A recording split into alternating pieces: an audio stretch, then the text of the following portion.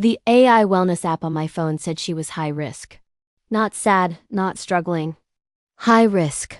The woman sitting next to me used to be a world-class ballerina, the kind people applauded before she even finished a spin. Now she had one leg, a wheelchair, and a very quiet way of looking at the world like she'd already left it. The app wanted breathing exercises. It wanted emergency services. I wanted to take her to Disneyland. According to the app, this was reckless. According to me, this was the only idea that didn't completely suck. The app on my phone was still losing its mind. It kept repeating the same warnings in a calm, robotic voice that somehow made everything worse. High-risk subject detected, imminent self-harm possibility. Please contact emergency services immediately. I stared at the screen and thought, look. If calling the cops fixed depression, America would have solved this problem decades ago. Her name was Emily Carter. The app claimed it was designed to prevent self-harm, but in reality, it mostly existed to avoid lawsuits. Before the accident, Emily was extraordinary international competitions, standing ovations, magazine covers. After the accident, she became quiet. Wheelchair-bound after a car crash, left leg amputated, career gone. The app summarized her life in one neat sentence. Risk level critical. Very efficient, very useless. 6 months ago, when Emily woke up. After surgery, everyone cared. Her parents visited every day. Friends rotated in shifts.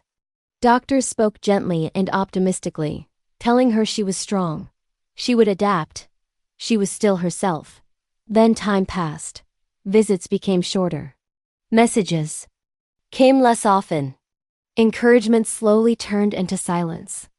No one meant to abandon her. They just moved on. And Emily noticed. She didn't want to die because she was lonely. She wanted to die because she felt unnecessary. When you've spent your entire life being exceptional, being average feels like punishment, and being disabled feels like being erased. I met her on a day the app labeled particularly concerning. I walked into her hospital room and she looked up politely, purely out of habit. Yes, no curiosity, no interest. I smiled like an idiot and said, "You probably don't remember me. I'm Lily. We grew up next door. You taught me piano when we were kids." She nodded politely. So I grabbed the handles of her wheelchair and said, "Great, we're going out." She asked where. I said Disneyland. Her eyebrows pulled together instantly, and she told me to take her back, but I pushed her toward the exit anyway. 10 minutes later, I pulled the car over because my phone was vibrating like it wanted to file a restraining order, warning that the risk level was escalating and recommending that I return her to a safe environment. I restarted the engine and told the app to relax, because if she wanted to die right now, she wouldn't be negotiating with me. Emily stared out the window and said if I didn't take her back, she'd call the police. I told her to go ahead and tell them someone was forcing her to have fun. She didn't call. She just stared at the road in silence. Disneyland didn't save her life, but it cracked something open. Disability access lanes meant 5-minute waits while people stood in 2-hour lines watching us roll past. My phone buzzed again about privilege-based access and potential emotional discomfort, and I leaned down and whispered to her, "You see their faces? That's jealousy. Today, you're the main character." Emily didn't laugh, but her shoulders relaxed for the first time. No one was staring at her leg. Everyone was staring at the shortcut. For the first time since the accident, she wasn't being pitied. She was being envied. By the third ride, the app stopped yelling. By the fifth, Emily finally spoke and said, "This one's not terrible." I nearly cried. That night back at her apartment, I ordered expensive takeout. When the doorbell rang, I stayed in the bedroom while my phone lit up, warning that task delegation was not recommended. I ignored it. Emily hesitated, then rolled to the door herself. The delivery guy smiled and told her to have a great night. No pity, no awkward silence. She closed the door and exhaled slowly. The app froze for a few seconds and then updated. The risk level to slightly reduced. Tiny progress was still progress. The next morning, I complained loudly that my apartment flooded. I was broke and I might starve. Emily stiffened immediately and asked how much I wanted to borrow. I shook my head and said I wanted her to work with me. She stared at me like I'd suggested skydiving. She said she didn't work. I told her she did now. I opened a small jewelry design studio 2 blocks from her place, with an office, display shelves, and a tea corner for customers. She reminded me I said I was poor. I told her I lied. She sighed and agreed to 1 month. The app hated this idea and warned about work-related stress. I ignored it. At first, Emily barely spoke. She arranged jewelry quietly, avoided eye contact, and stayed tense. 3 days passed, and the app remained unimpressed until a college girl walked in looking for a birthday gift for her mom, but worried it would be too expensive. Emily hesitated, then softly asked what kind of style her mom liked. She helped her choose and quietly discounted the price. The girl left smiling.